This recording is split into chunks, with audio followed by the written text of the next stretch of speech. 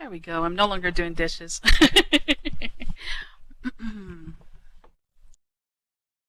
Well, it sure is great to see everyone, and I know it's not easy at the end of a long conference, right? Welcome, welcome.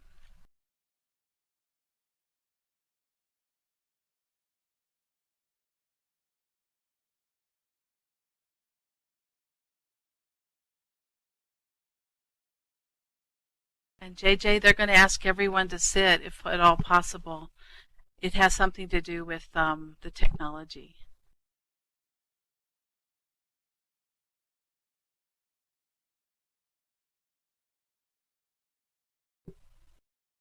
Hey.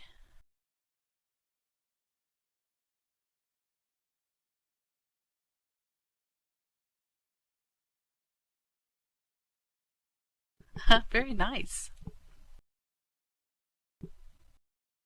Yeah, I like your chair, JJ. I know. Lisena was trying to get me to use it. It looks great. But we still have almost a minute, and then we're going to get started.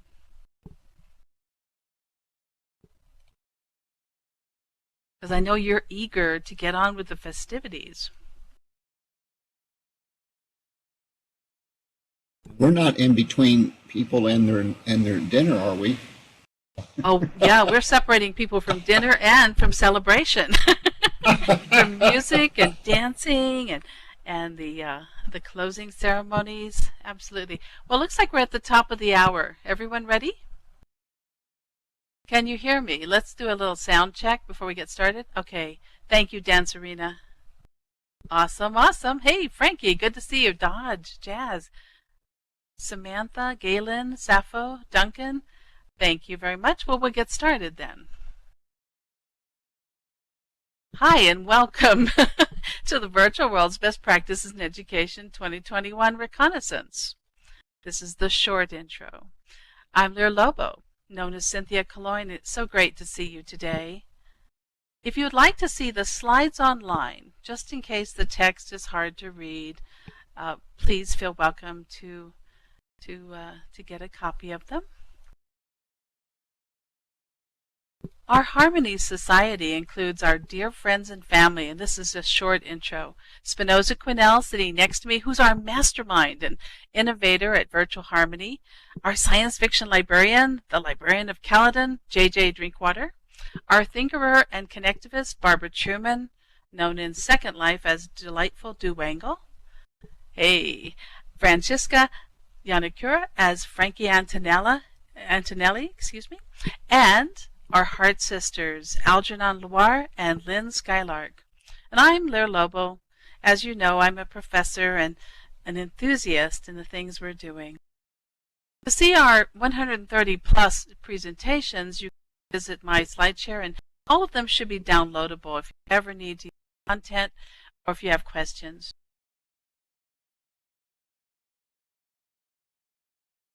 You know, that second slide showed the world upside down, and that's how we felt 2020 was. Andy, I'm going to turn it over to you, and then I'm going to interject as we go along. Let me back up just one slide. I got a little trigger happy, didn't I? Andy, over to you. It's always a pleasure to be part of this conference, and we're happy to share about our work. One of the things that we have been doing for the past year, everyone around the world has been addressing, is the considerable isolation that we've all been faced with. And so in our virtual community, we have really worked hard to nurture the opportunities to come together virtually, communicate and stay connected with each other. But we wanted to show you this visual because we think it's pretty powerful, where this image represents our feelings, I guess, for many of us, where the world has seemed like it's turned upside down. And we talk often about the German concept of Gemeinschaft, where we want very much to feel connected to things around us and to people. But in a world that seems so disconnected, we don't have that familiar feeling of being around people that we know a great deal about, or may perhaps not even care a lot about us and our personal lives. And so part of what we think the advantages are for these immersive 3D experiences is strengthen the times that we live. Well, back over to you, Sam. Thank you, Andy. So, in this slide, one of our members, Kathy Flitter, her relative was graduating from, I think, college. And, of course, you know what it was like. Graduation was a grim experience for some students in 2020. So he came into the virtual world. This is his first day in a virtual world, and we decided to hold a graduation celebration. It was pretty wild. We had a fantastic time. We took him scuba diving and through submersibles. We went sailing. And, of course, we had our own yacht with 10 cabins. And it's not what you'd normally have. But we had a fantastic time at it. Do you ever feel isolated? With social distancing, we get fewer hugs and we spend long months at home missing each other. Andy, what were you thinking when you selected It's Beautiful? This is a powerful image, and so often, we set out in life, as JJ's often reminded us, to work really hard to thrive. And sometimes we feel rather isolated, particularly when we're disconnected from others. But I love this image too, because even it's fairly stark. We see the sun breaking through the clouds, and we see a flock above, and so there is hope in times where we are highly disconnected from one another, because the hope is within us to do what we can to stay connected through these kinds of.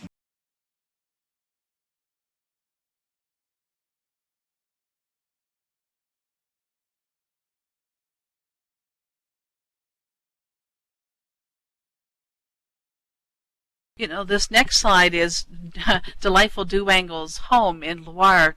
We operate a Virtual Harmony is actually about 14 or 15 grids now, maybe more, but 14 or 15 that I've been to. And of course, this is one of them. We're all inside enjoying her space, and she has brought objects from Kitely and other worlds to populate her apartment and to share with us the things she loves. And that's part of what satisfies the spirit here. Here's Andy's house as well. And of course, in Barbara's, we designed the wine labels. Many of the artifacts we have customized to reflect ourselves, No, this is on, Virtual Harmony is a self-run grid on a farmhouse, Galen, at Andy's house. So we're self-hosting from home, and not just one grid, it's 15 grids. Okay, so they all have different port numbers, and we have to hypergrid to go between them. Now Spinoza's home looks gracious, doesn't it? I love the bookcases, the fireplace, the beautiful archways. He even has a study. It looks fantastic, and he works so hard. I'm glad he has all these things. Now, here's my place. I love my place, but it's a little smaller. It's a good thing I love tiny homes, because as you go in that door there on the left and you go inside, you immediately see another door, to the theater and the Simone de Beauvoir salon. And here you see I'm standing next to volumes by Gaston Bachelard, The Poetics of Space. The wonderful book that explains why these spaces matter so much to us. And then, of course, Robert Owen's New Harmony, which is a our entire celebration is a tribute to New Harmony, Indiana, and the innovations of pioneers from two utopian societies.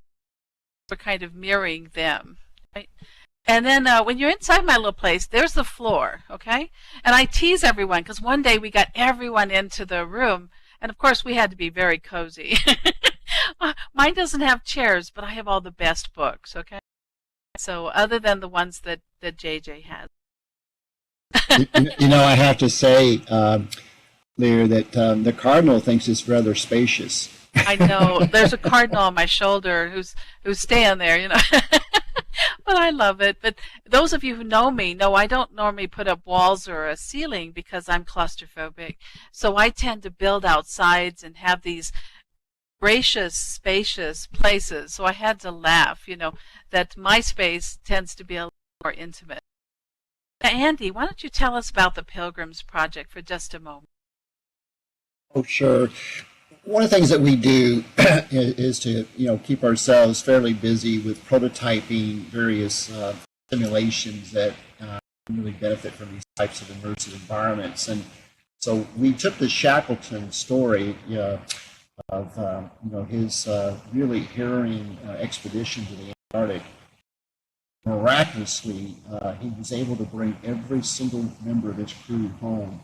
But it's a great true life story of survival and leadership. And so we teach through this simulation various aspects about leadership under crises.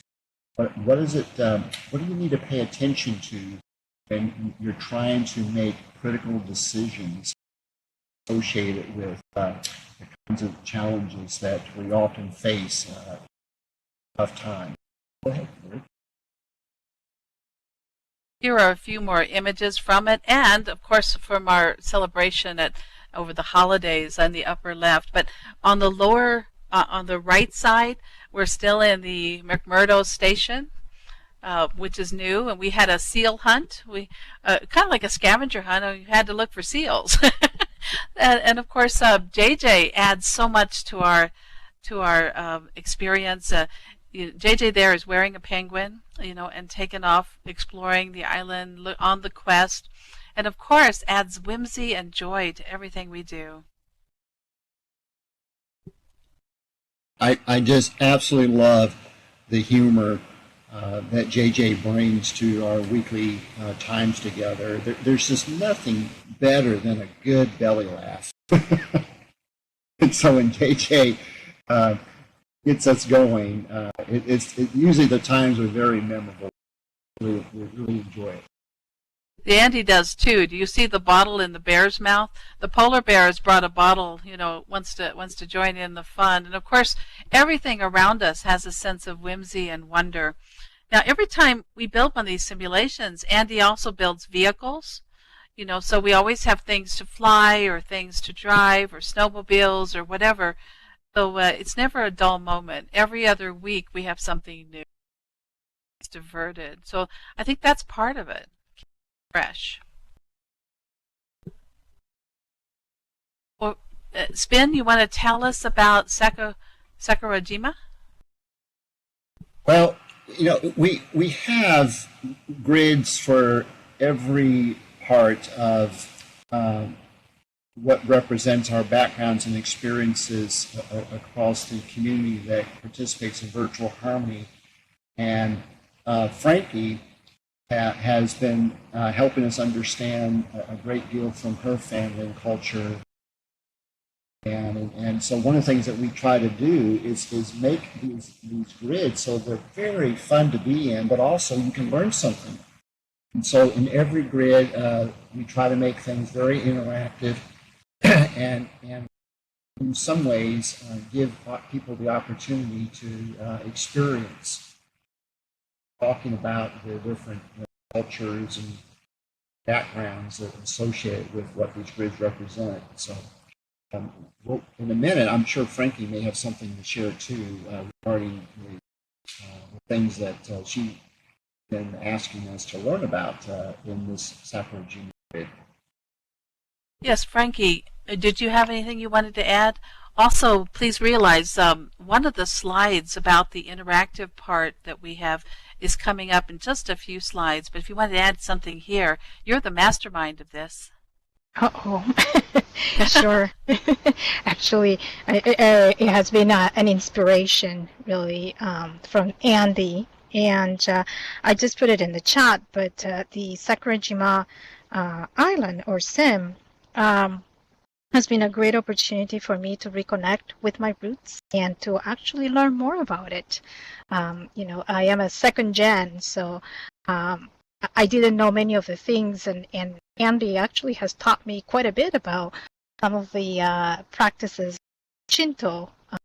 And so later on, I would share, some of those meaningful practices of Emma and the wishes that I hope we can all take away with us as we conclude this awesome conference.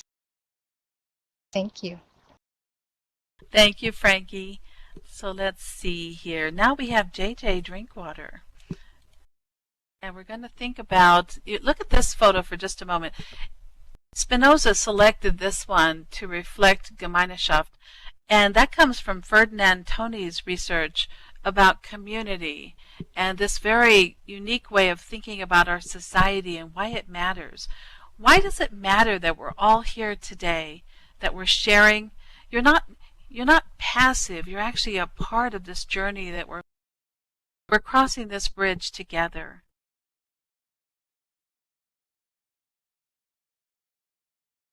Have to add, if you look across the bridge, you go from this really nice, warm, family-oriented early part of your life across this bridge into the larger world. But look what could be waiting for you as you cross the bridge. Lobo, would you like to share about what that is? Well, actually, JJ has something to add, and I'm going to pull up JJ's slide again. JJ is sitting there on the right in the tea ceremony and thinking about how this journey has transformed us. So I'm going to share JJ's words here in the chat, and then if you have anything else you want to add, JJ, please do. So the difference between the people I know who socialize in the meet space and those I know who spend any significant part of their lives in virtual spaces has come to be a very sharply demarcated fashion during the pandemic. I see family and friends, they're going stir crazy, and I see my virtual friends feeling confined or missing activities and restaurants, but our lifelines are still intact. That's a very broad generalization, and of course there are exceptions, but my real-life peeps who are natural introverts are inconvenienced but generally happy with their expanded alone. Some of my virtual world friends, JJ says, are experiencing the quarantine as an unpleasant physical social isolation. They're really suffering. I do acknowledge that. But I still come back to the idea of a lifeline. So I guess the point is that my home truth is that our virtual interactions provide the connection that keeps us vibrant and that keeps the brain moving and the heart growing. We already know our virtual lives matter to our whole selves, and there are those Second Life platitudes that say pixel bodies, real hearts. The only thing I'm saying is that isn't 15 years old. The pandemic experience is massively multiplayer proof of that. The bridge in slide 12 reminds us that we are not bound by our current location. We have places to explore, especially in our mind space. Thank you for those inspiring words, JJ. So now, prior to McMurdo Station, Andy's always surprising us. Every other week we have a new grid, right? And of course he's creating all this mesh, in case you're wondering, and texturing it and racing to catch up and scripting everything. And he created Pompeii about 4 weeks ago, maybe a little more. And he created chariot races. And of course, all these playful things that I know you're thinking, hey, where's the work? Where's the research? Well, we need to keep our spirits up and to stay on fire in order to stay vibrant and to continue to do this work, right? So here you see us at the chariot races. They were so much fun. Yes. And it's not easy to go around in circles making left turns, take photos. I'm the photographer, so And of course, I didn't park. I had to be part of the action. Here we are at the chariot races, and of course, he's made statuary. He created villas for each one of us to have our own villa with our own plaza and courtyard and the whole 9 yards, right? And of course, let's see where we're at in these slides. Here's the villas on the left, and inside one of them, the texturing, the history. We reflect on the great thinkers. We think about the statues around us. So it's not just arts and crafts. It's not just a Second Life-like experience set in OpenSim, which is what it is, but it's instead this very poignant experience that's our very own. And of course, the reason we want to share it with you is we don't want it to stay just our very own. We want everyone to realize that it's quite possible to self-host and to do these things, and that we're not, often educators think, well, we can't do any of this stuff. Well, that's why we're working so very hard to see if that's really true. And now, Andy, what about this image? What's going on here? Well, this is a powerful visual too, where we start out life, have all the best hopes for a realized way of living our life, and so we're going from the familiar of our close family, friends, our community, people that we've grown up with, and shop, and heading towards what known as the Gesellschaft. So this is where we have to learn to fit in with larger society, understand the rules and the laws and civic types of relationships. But in many cases, that can lead to loneliness. We can live in large cities and populated areas and still feel as if we're not connected with others. So one of the things that we're trying to do very, very much, make sure that people have opportunities to connect and stay connected no matter where they're at. So these virtual immersive worlds give us the means to stay connected. Like in the case of Lear, myself, we've known each other all the way back, I think, at 5th grade. And we went through high school and college together, and then we got reconnected, and here we are now. At this point in our late stage of our journey through life, still interacting and encouraging and staying in tune with what's going on in each other's lives. Thank you, Andy. And I went a little fast over the speakeasy, so I'm going to bring that back up because our next slide features Betty Stricker, Andy's wife, and she's there on the left, yes, on St. Patty's Day, reading from her book. We write books, not just research books, although that's what we've mostly published, but Betty writes stories from the heart, stories that involve her horses and the farm family and that matter. And look how wonderful she looks. I was looking at her thinking, wow, that would make a fantastic avatar. And on the right, that's our avatars, right? Algernon Loire is Betty, there as blonde on the right. Of course, I'm standing there in dark colors and delightful dew angles off in the background. And so we're all connected. We bridge, we're blended between all of these different realities.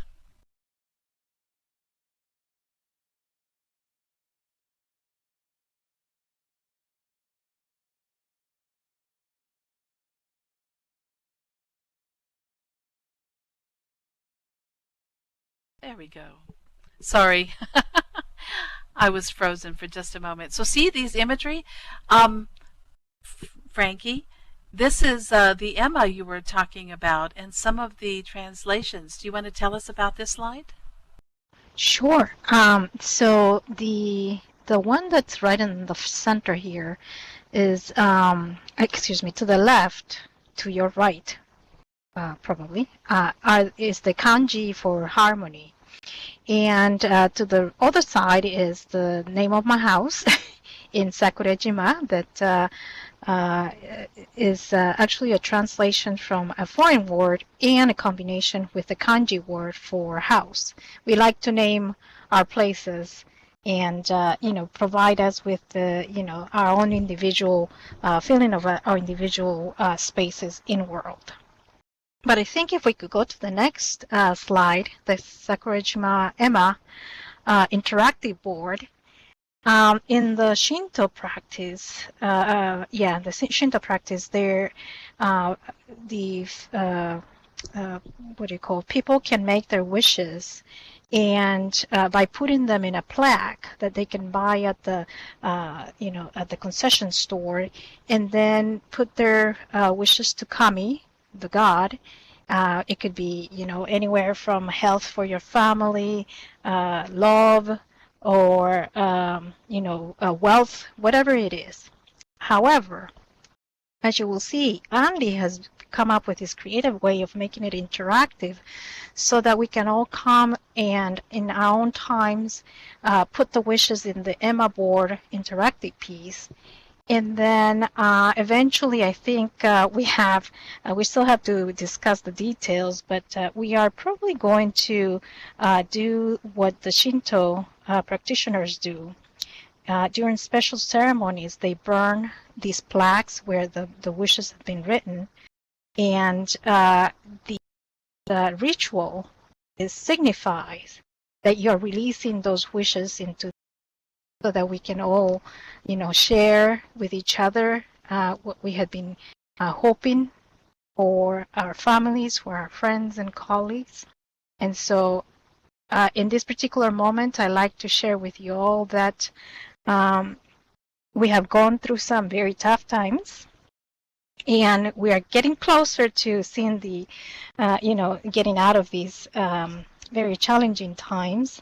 And I hope that we all come out of the VWBPE conference this year re-energized. I am amazed at the fact that all these years we have gone through ups and downs, and we are still strong, and passing on to our students the power of virtual worlds, immersive worlds, and I hope that we can continue to do so in the decades to come, healthily caring for each other. Thank you, Lear. That is my burning wish for everybody. Thank you, Frankie. That's wonderful. And I'm afraid I started the haiku already, so I have to scroll up and say it. So the next slide for Valentine. No, it was me. I'm trigger happy over here on the speakeasy. For Valentine's Day, we wrote haiku. Andy said, well, hey, it'd be great if you guys wrote poems or haiku, write something about nature or how you feel, right? And so here we have have Frankie on the left with me, and Algernon, Betty on the right. And Frankie, did you want me to say your haiku there, Frankie? Sure, please. Sure, the virtual harmony prayer, friends forever, chariots, sea and space vessels, fun, health, and peace. And we have another. This is from Lynn Skylark, who is Betty's sister. It's called Black-Capped Chickadee. Chickadee-dee-dee. Black-cap perched on high, singing, nature warms my heart. Thank you there, Lynn. Now she adds some thoughts that she wants to share with you today on this one slide. Building trust via virtual collaboration. Virtual harmony. What's that? We have Skylark here. Skylark, would you like to share a few words? Sure, go ahead. I guess I wanted to be able to share, and in this slide I wanted to express that the virtual environment has allowed, the collaboration in the virtual environment has strengthened our trust that ordinarily I think under a distance environment wouldn't be established, whereas in the environment our patient and the simulation, and with our collaboration as also people contributing to the grids. I feel that we've been able to strengthen our trust in each other and work together as a team in this virtual environment and virtual harmony. Thank you, Lear. Hey, you're welcome, Skylark. Wonderful sentiments, and we couldn't put it more eloquently. I think each of us feels this way in our classes and how we're coping with adversity and how virtual worlds give us strength. You know, it brings us together. It's not just a sense of presence, it's a sense of accomplishment. See, I try to explain to people that while I love all of the different virtual worlds, I need the power of creation and to feel like part of the world has a piece of me in it, and that piece will remain long after I am gone. Well, Andy, I love this slide. I want to jump out of this book. It's like augmented reality meets virtual reality. Tell us about it. Yes, it's this sort of depicts our various contributions. You know, all of us come from very diverse backgrounds and experiences through life, but it's the magic that comes together when we all contribute our different parts. So there's some of us, for example, in the upper left-hand quadrant, love to build models, represent concepts in these prototypes, and then there's others that love to develop the story and the narrative and engage the imagination and the art of the possible, connecting into the stories, interacting in these immersive worlds. So, for example, Lear is a marvelous author and storyteller. So she enlivened experiences, getting us engaged in all kinds of. You're cutting out a little bit, Spin. I can't quite hear you. My apologies. And then we have people like Barbara, you know, Delightful Duolingo, and she is our person that brings in the research work from science and the National Science Foundation projects that she's been involved with for several years. And she helps us to engage our simulations in these very interactive, you know, model-based reasoning activities that we use with our students. And so what we do, you know, in our really creative ways is tie in all these pieces. So, for example, JJ's work connects us into all kinds of literary resources, publications, and, you know, deepens our simulation very profound. So, taking it all together, it's like a wonderful 3D book that we tell our stories with. And I know you're bringing up now some of the stories that come out of real life experiences with Algernon. So I'll back over to you. That's right. Now let me know if Betty wants to speak. Slides 24 through 26 feature Algernon Loire, that's Betty Stricker, with her little miniature horse, Mollie Maewest, and right now you're seeing Hugh Hefner there on screen as well. And Betty keeps us so vibrant, makes us laugh, reminds us of how important it is to live well, to love well, and to share. You know, she and her horses go and visit neighbors and the community, folks who have limited mobility, they have learning disabilities, or people in need. They could be elders, you know, who are very disconnected at this time. And she says, these are her words, "I enjoy the true essence that we enjoy together through face-to-face interactions, and I welcome the blessings of using the virtual world technologies to keep us together, talking and interacting through scholarship while gleefully playing in atmospheres which are from past centuries. By transporting ourselves to alternate times and scenes with interactive stages, we are the actors. We're not just watching a 2D film or play. virtual worlds provide a deeper view for the eye of the beholder, and it helps us to develop new pathways for one's own thinking and process and rationality, to increase the depth of reasoning and problem solving in a representational and complex way, accompanied by playful moments of escape. And my apologies, I should have brought this slide up. We'll leave it up here for just a moment.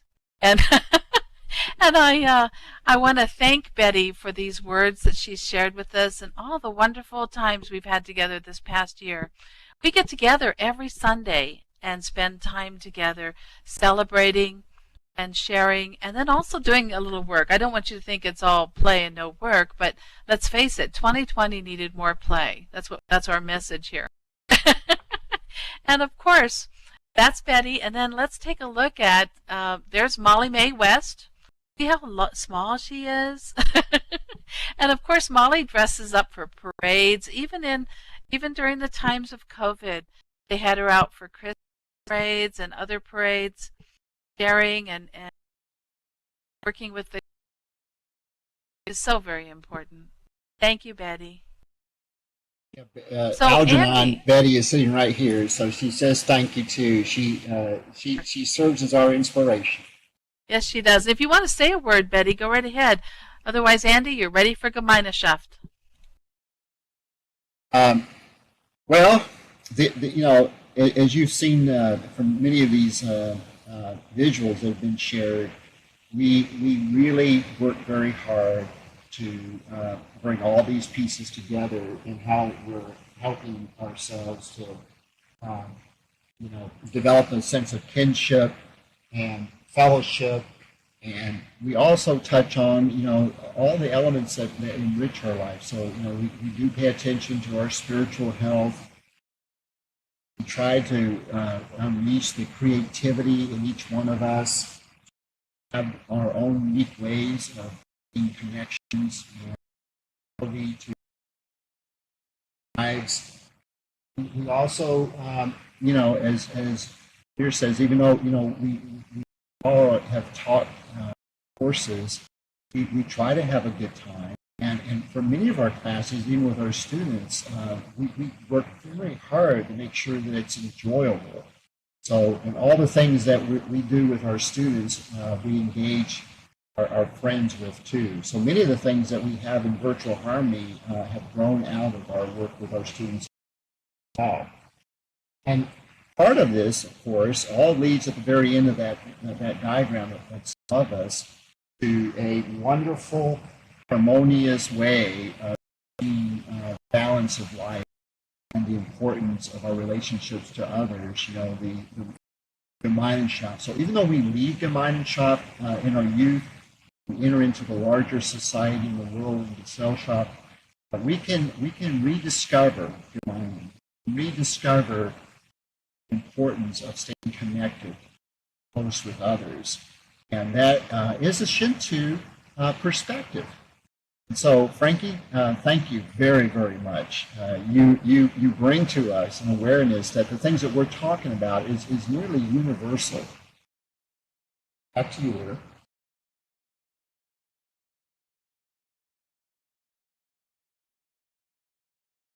Well, thank you. So let's see. So next, here's Barbara.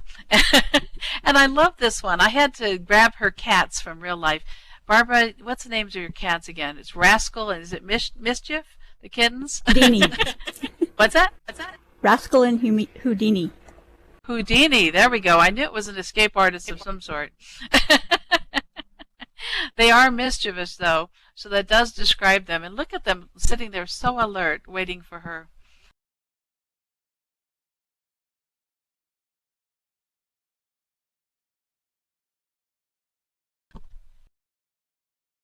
So we connect together on Sundays. This is us sitting here. We're sitting on a yacht where there are 10 cabins. We each have our own cabin. So you'll notice everywhere we go, we have a place that we call our own.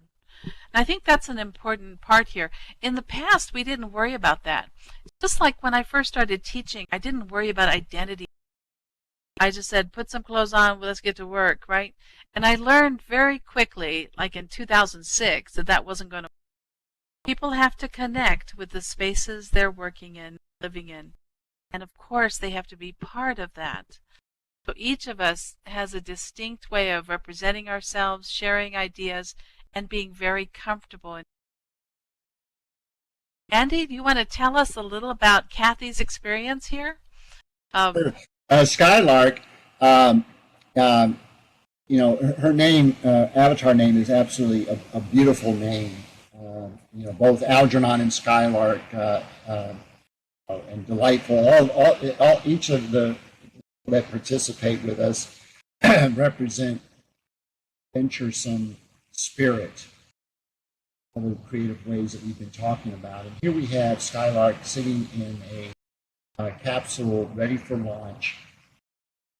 This is modeled after the work we did with NASA JPL a few years back, the Mars simulation, and we have brought the simulation to the next stage of its development. And so Skylark graciously volunteered to get into the capsule. This particular capsule is very much like the modern day equivalents, where the booster launches up and then it returns to Earth and lands on a barge, and you're on your way to the International Space Station. So Skylark is actually testing the new rocket for the first time here, and he has to toggle through everything for the launch sequence. And one of the things I might want to add is that when we do these kinds of tests,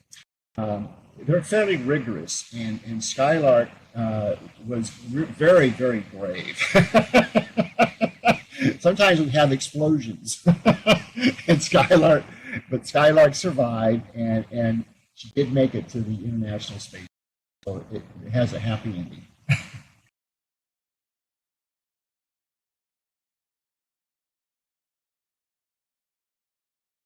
What's interesting about it is it may start out with all those red buttons you see there, but they eventually become green, but not all of them, not at all at once, or you start separating the different stages of your rocket before you get off planet.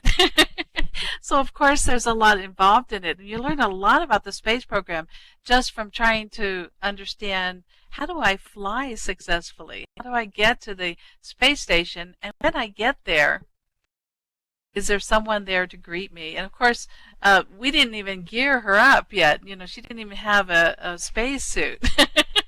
But there's Barbara meeting her up there on the space station. And it was so much fun. Well, are there any questions for us about our virtual harmony experience? We haven't taken you through all 15 grids because, of course, we've spoken before, and we have all those slides online that feature our Mars expedition. If you were here yesterday, you heard Andy talk about our artificial intelligence and machine learning research. First, his research in this grounding in the literature with 1,100 sources. But secondly, how these systems in our prototypes observe and interact with the players, with the users who participate in them. And we learn from them even as they learn from our guidance. And we have a Red Queen artificial intelligence system that interacts with players and has an ontology for mapping knowledge, and of course integrates a lot of different technologies, including Python and JSON and the RESTful API and a lot of open source technologies. We spoke about that stuff yesterday, so we didn't want to address that today, but we wanted you to realize that all of this stuff comes together. The technology, the people, the heart, and of course all of this energy, and yes, more spacesuits. Well, on a previous meeting, we were all flying high over the Grand Canyon, thinking about where we were going. You know, and of course, what lies next for us in the future. And I want to invite you today to think about your future. What do you need to strengthen your future work and the things that you're doing. By the way, JJ's giving some space age interactive interpretive dance. We were so inspired by the West Side Story production last night, and we want to thank the Virtual World's Best Practices in Education organizers for their hard work with this conference. It's been a delight for the spirit. You're welcome to a copy of our slides. Have a grand time at the closing party. By the way, I'm not wrapping up the session. We're open for questions. You can certainly put them in the text chat, or if you need the microphone. Yes, delightful is correct. This is a delightful experience, this conference. And by the way, there are immersive experiences coming up. So after today, the fun is not over. Check the calendar. There are immersive experiences through the first week in April, maybe longer. So keep an eye out for the calendar developments. I will be joining Kay Novak and Chris Lukes in the World of Warcraft for an immersive experience. And if you don't play, you can still join us. We will have bridging technology for you to enjoy. And you can play because you can get a free account for up to 20 levels with no issues there. Many thanks to the organizing committee, the volunteers, the streamers, and everyone who has made us shiny, as they say in Firefly. Andy, any last thoughts? Well, as always, it's just wonderful to be a part of this conference and get reacquainted again with several of you. And just so happy to see wonderful efforts that are represented in all the talks and presentations. Thank you.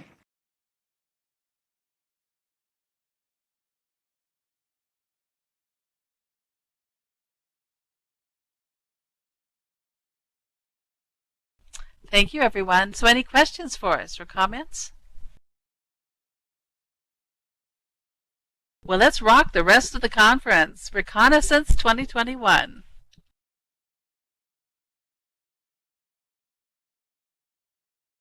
And this is my 320th talk. Thank you all for a wonderful opportunity.